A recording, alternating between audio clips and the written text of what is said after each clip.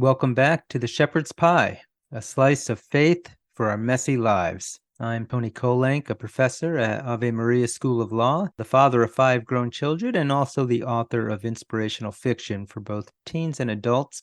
I am excited about my new release that came out from our Sunday Visitor just in time for Lent, Penny and the Stolen Chalice. So it's a modern day mystery that takes place in a Catholic school. Penny and her friend have to try to discover who stole the chalice from the church altar. So if you haven't already got a copy of that for your middle grade boy or girl in your life, definitely check it out on my website, antonykolenc.com. But today we're speaking with Dr. David Carreon about overcoming depression through faith-based principles and practices to help us find greater contentment and joy in our lives, no matter what messiness life throws our way.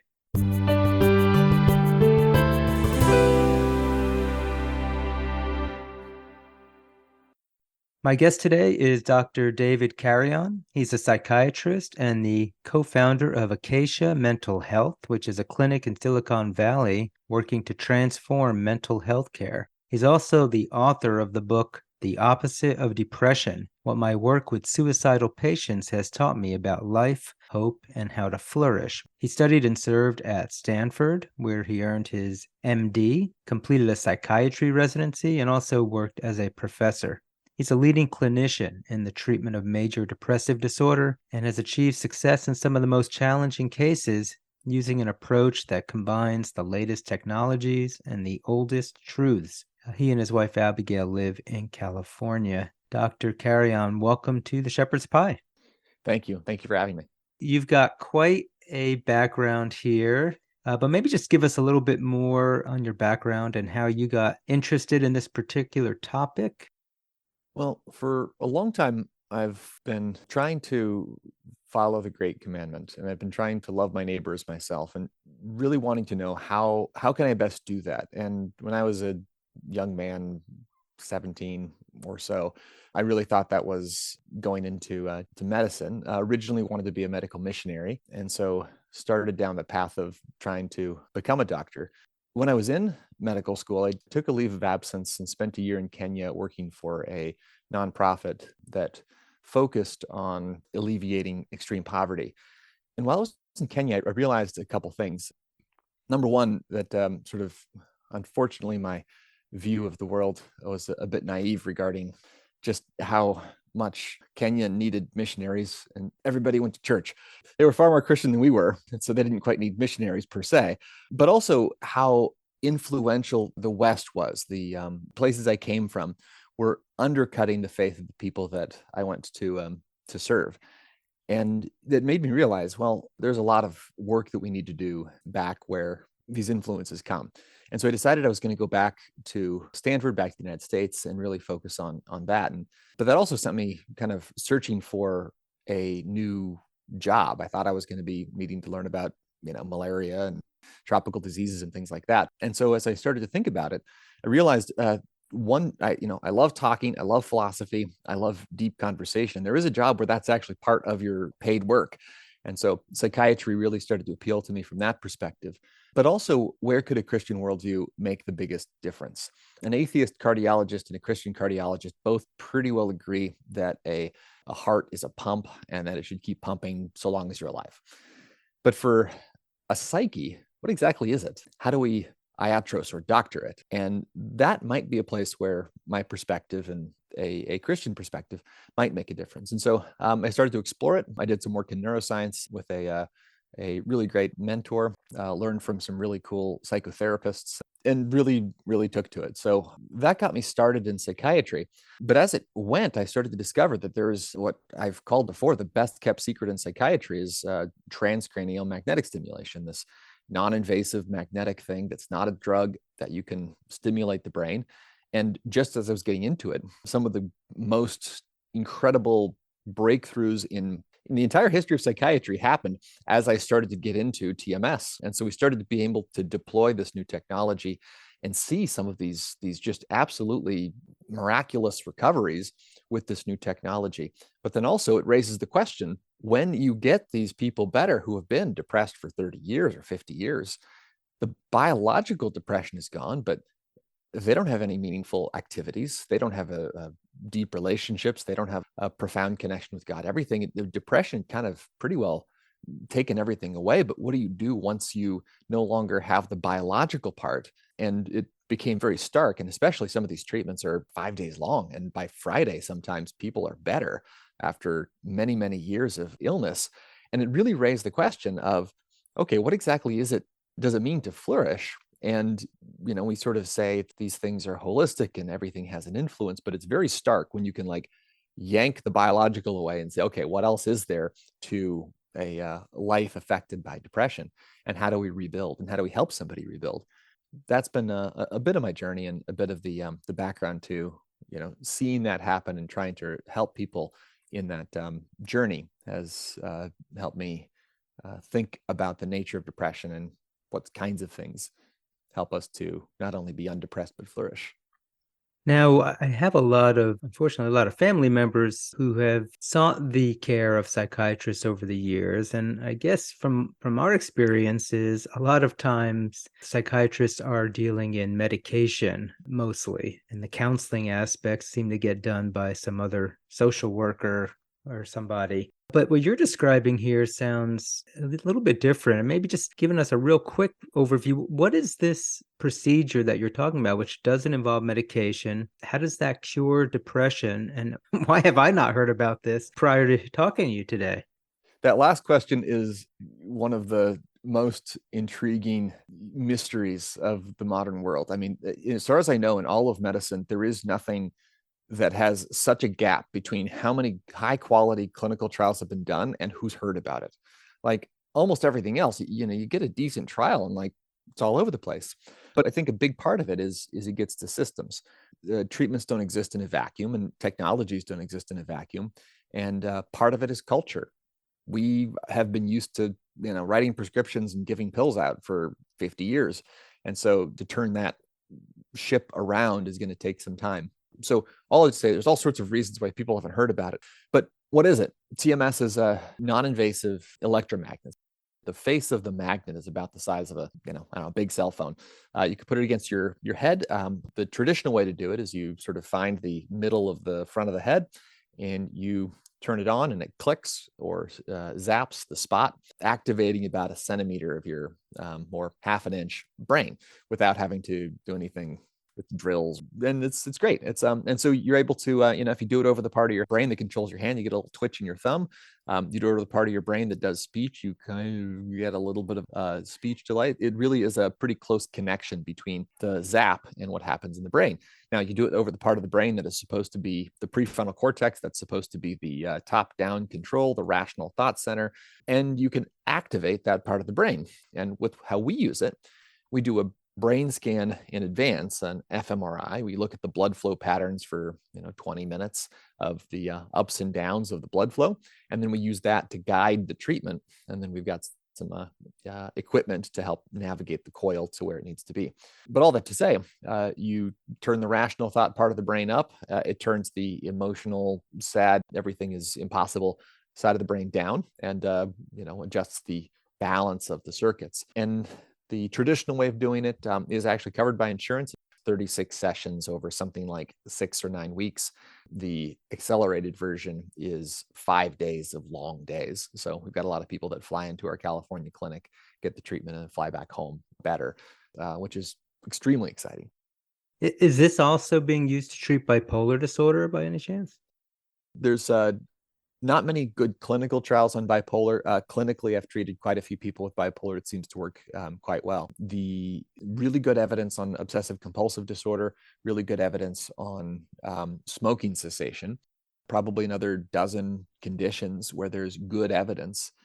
Everything from chronic pain to Alzheimer's are things that this technology might address, but insurance doesn't like to pay for it. So there's a major lack of access or lack of ability to get this covered. And it's not inexpensive.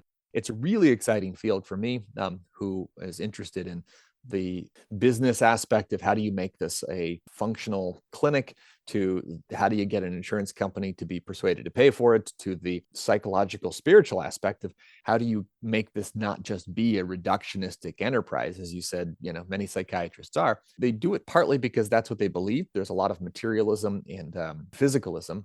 A lot of psychiatrists don't believe in God or don't believe in there being anything beyond the material. So yeah, it makes sense that of course a pill would be the thing you'd give. But on the other hand, it's like, well, the insurance companies and the people, the powers that be and business side have kind of forced it. Like, here's your 15 minutes, do what you can. It's like, well, can't really get that deep in 15 minutes. Well, I can adjust this, and that's got a non-zero probability of making it better. So, I mean, that's at least some good. So, I've got some sympathy for the situation that we kind of got ourselves into this, but there's some sympathy that I have when you don't have any other tools. This is all you've got. And I guess for many people that haven't experienced it, these psychiatrists are working with just people who are in a very, very difficult spot. And so trying stuff that is hard, bad side effects, but it's because the people often are in a very difficult spot. All right, so let's pivot to the premise of your book, that the opposite of depression. So what is the premise then that you've built into this book? It doesn't sound like the book is about this particular procedure, but more of principles and practices people can use when their chemical depression is not hindering them anymore. So the premise is that there are a lot of things in a lot of domains that are helpful. And that it really is this sort of interesting nature of the human being. There is an aspect of us which is spiritual, and spiritual things can influence physical, and physical things can influence spiritual things. If you're praying, that's going to affect your experience of pain, of fear, of anxiety. In a sense, for the person that the discovery that I made, or the discoveries that I made in the course of treating people, came through the use of this technology. But the application is for anybody, that you can approach it from any one of numerous angles, numerous perspectives. And sometimes if you're not making progress in one, you can try another. And that I think one of the principles also in wrestling with depression, or if it's not quite fully depression, weariness. I think that there's this sense of weariness that we all have in the modern world that is greater than perhaps it used to be. And, how do you fight against that sort of subclinical, you don't need a doctor kind of level of heaviness? Well, you can approach it from the purely physical, the good advice of, exercise and high quality sleep. I mean, sleep is a remarkable one of like how poorly we sleep. And, because of, these, stupid rectangles we carry around in our pockets, cell phones are just incredibly, we just scroll a little bit. I'm just gonna look at the news. I mean, no, it's terrible. It's terrible for us. So we just get so, we're, lose 30 minutes here, hour there. And like that has a huge influence on the livability of life. But nonetheless, there's, so if working on that, but then also thinking about your thoughts, what's sometimes called metacognition, but also what, Jesus talks a lot about of, you have heard it said, behavior, but I say unto you, thought or state of heart. And like, okay, those things are going to affect how you experience the world. You say false things about yourself again and again and again, you're going to feel bad. You make accusations, or if you let yourself or other entities accuse you and you don't respond to them with truth, it's going to affect you. And so too with the spiritual, a strong connection to a faith community, to church or to mass, or to the grand narrative, the story that as Christians we're a part of. That is, even if you don't feel like your life is meaningful, well, you're a part of the church, and the church surely has meaning. And so if you're able to connect to that and remind yourself of that every Sunday, say, that's another way that you can fight against this darkness if you're in this in-between space. Are there any of the principles that you're discovering here, or rediscovering perhaps, that you find are the most useful with the folks you're working with? It's hard to say. It's a really sort of personalized thing. And I think that maybe the general insight is the really being willing to trial and error. For some people, I say, hey, let's try to do just a little bit of exercise. Before you weren't moving, you were just literally in bed all day. Now I want you to try to walk to the mailbox. and that's it. That was it, because now they've moved a little bit. Now they can move a little bit more, and then, and amazing. And there's a recovery with this suggestion to physically exercise. For other people, it's like that didn't work at all. Now, I think that what we often will do is that, well, you got to try harder. It's like, yeah, okay, fine. And some maybe, but like, let's just try something else. Let's try to work on your thoughts, or maybe go back to confession, or maybe you should have a conversation with work on social connection. There's that friend that's been texting you, maybe text them back. So trying to figure out what the weak points in the depression are in the severe cases. But the good news for most people that are in this sort of weary, languishing, not quite depressed state is that most of those things will work. Almost anything is going to work. Just do something and keep at it. And if you run into a wall, you've got the option of persisting or trying some other good action that's going to help you get better. So I think that the thing that's most, especially in these difficult cases, is not being too attached to one approach, because of the diversity of aspects of the human soul or the human person. There's many different avenues for improving mental health, improving well-being, improving flourishing. All right. So you talked about exercise, getting good sleep, and you've mentioned a few times this idea of in your thoughts. I think you maybe even called it metacognition at one point. So maybe can you address that? Like, what would be a very practical, somebody who's struggling a little bit and you're like, hey, let me work on your thoughts. What kind of advice do you give in the book on that? Working on thoughts is, from at least in the modern psychiatric world, from the cognitive behavioral approach, the cognitive approach. The principle is getting the thoughts that are cycling in your head out of your head in some way. And so in the book, there's suggestions of writing it down. There's sort of structured ways that you can write down what your thoughts are and then have a conversation. Conversations are great, and you can have a conversation with yourself via writing. And there's sort of sometimes structured worksheets. So my mentor's book, Feeling Good, is entirely about this. There's also Feeling Great, the sequel to Feeling Good. And then You Are Not Your Brain by Jeff Schwartz, another one of my mentors. There's these books that really focus on that particular aspect entirely. But the short version is taking the thought, identifying that is a distorted brain message, that's not me, that's my brain. And then you're able to say, okay, what is the truth? You're totally worthless. Okay, well, I'm not totally worthless. I am a son of God. I'm a child of God. I'm redeemed. Or if you're on the secular side, I'm not totally worthless. I've been able to accomplish such and so with my life. And maybe it's not all I wanted, but it's something. It's not totally worthless. And so you could sort of start to respond to that. And so you could write it down, but you could also have a conversation with a trusted other person. And so doing this with someone who has your best interest in mind. And on that note, the idea of one other, if you're secular, mental construct, if you're Christian person, is the wise advocate. Imagine somebody that loves you, that cares about you, that has your best interest in mind, and that also is all-knowing. Just imagine someone like that, and then ask them, what do you think of this thought? Like, what would they say about this thought? That person's not going to say I'm totally worthless. They're going to say that's false. That's not something that this person would say and would even approve of me saying to myself. But thinking about it in that frame is literally a different part of the brain in terms of how you process the information. And so we might be used to using the self-accusational part, but we need to be a little more analytical, move out to the more analytical side when you're doing this particular kind of exercise. That's really neat. So I hear you saying things like, if I'm having severe negative thoughts, self-negative doubts or something, bring that to Jesus essentially and ask myself, well, what would Jesus say to me? I'm sitting here with him and I'm going to tell him what I think about myself. How would he respond?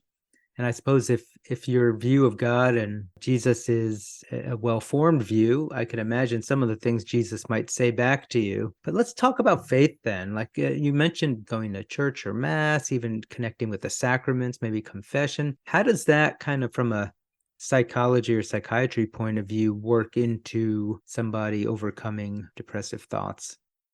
Something you'll notice I've been doing is switching between, well, if you're this, then if you're secular, then it's this. If you're Christian, it's that. So I don't have to necessarily declare to my patients or to your audience, in my role as psychiatrist, I don't have to declare what the truth is. But if the truth is this, then it would be this, then otherwise. So in the situation that we're talking about here, from a secular standpoint, I've got a lot of theist colleagues that just love it when people go back to church because it's socialization. It's behavioral activation, getting out of the house. You've got some aspects of improving metacognition. Jesus tells you to think about your thoughts. So like you've got all these things that are but if from one perspective, it's like, well, that's really interesting from like a cultural, socio-cultural perspective or whatever. Like church does a lot of things that a psychiatrist would want a patient to do, which is be around other people, have deep connections with them, have meaningful conversations, do things that are beyond yourself, have some sense of purpose or meaning. It's like you got all that now, and that's apart from the possibility that there is. We tend not to talk about doctrine much in psychiatry, but I've been thinking a lot about that more recently. The beliefs that we have matter a lot, and further, there may also be a supernatural aspect to the psychological healing. Now, that may or may not be the case, because it's entirely possible that the healing that's happening is in the spirit, that the supernatural aspect of communion, say, doesn't necessarily need to heal the physical body so much as save your soul. That's the more important thing that the belief in and trust in Christ is doing. But so too, Jesus healed physical ailments as he did psychological, or as he did spiritual. And so, of course, there's a dual aspect here. But all that to say, to circle back to the beliefs, there's a study done by a guy named Tyler Vanderweel at Harvard. Absolutely remarkable study on the impact of frequency of church attendance on suicide completion.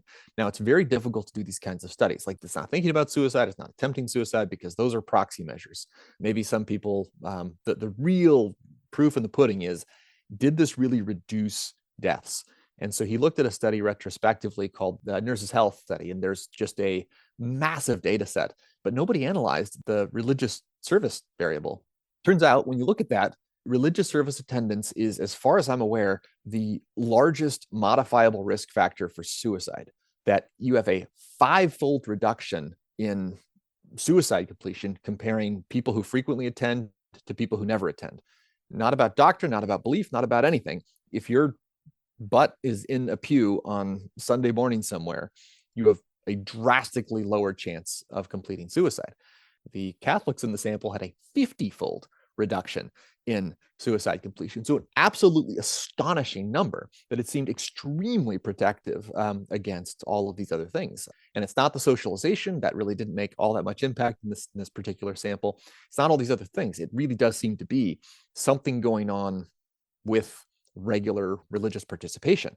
So all that to say, should atheists go to church? I suppose that's a separate conversation. But certainly for those who are, it does seem like it's a dose effect too. But for those who have a background who aren't as engaged, this seems to have a huge impact on at least this aspect of mental health. And suicide, interestingly, tends to break out from a lot of other conditions. So the pills we prescribe tend to help 8 out of 9 depressive symptoms, but don't usually do much for suicide. So the 9th symptom in depression is suicidality, but the pills only help 8, and that's odd. That's an interesting thing. All that to say, those are some of the aspects of how faith can affect mental health. Yeah, no, that's fascinating. And I guess, in some sense, it shouldn't be a surprising statistic that you just gave us, because I suppose suicide is kind of the ultimate symptom of despair. And if you have some sort of faith that you're regularly exposed to, it would seem that there'd be some level of hope that would at least defeat the ultimate despair. So it makes sense to me in my non-psychiatrist brain. So, all right, if folks are wondering, well, hey, should I get this guy's book? What's in this book that is going to really help me? What would be your best pitch as to, what do you say in this book that is really something that the average Joe would be like, hey, I could really benefit from this? I think this book is a good overview of perspectives and pathways for flourishing. That there's a lot of things that might have been you might know, but there's a lot of things that you might not, in terms of methods by which behaviors you could change, thoughts you could change, practices you could change, that would really improve how you're feeling, how you're doing on a day-to-day basis. That is informed by psychiatry, but really looking beyond the frame of mental health moving towards what really is a full life. And so particularly, I think it's good for those in that weary, languishing. I'm hopeful that it's helpful for my really depressed patients too, but they're talking to me and they need to see a mental health professional. But in that middle category, maybe you don't need to see a mental health professional, but things aren't great. This is the book for you. All right. And if folks want to get their hands on the book or even just learn more about you or some of the treatments that you mentioned at the beginning of the interview, where would you like them to go to find that information? So my personal website, davidcarreon.com, you can find out about me. The book should be available at all major booksellers, including Amazon. If you want to find out about the treatments that I provide, Acacia Clinics, ACACIA clinics.com is our clinic's website. Yeah, feel free to reach out in any of those venues. Great. Well, Dr. Carreon, it has been amazing having you on here. You are telling me things that I'm definitely going to be checking out because they are things I have not heard before. And I really appreciate what you're doing to help people and your book really focusing us on ways I think that probably any of us can use to try to make our lives more joyful. So thank you so much for being on the show. Thank you for having me. Unfortunately, that is all the time we have for the show today. Again, we've been speaking with Dr. David Carreon about his book, The Opposite of Depression, and about some of the stunning breakthroughs in depression treatment and principles we can use to help overcome some of those depressive thoughts. Again, this is Antony Barone Kolenc, and you can learn more about me and my books on my website, antonykolenc.com. Until next time, may God bless us as we rely on our faith to work through the messy challenges of our lives.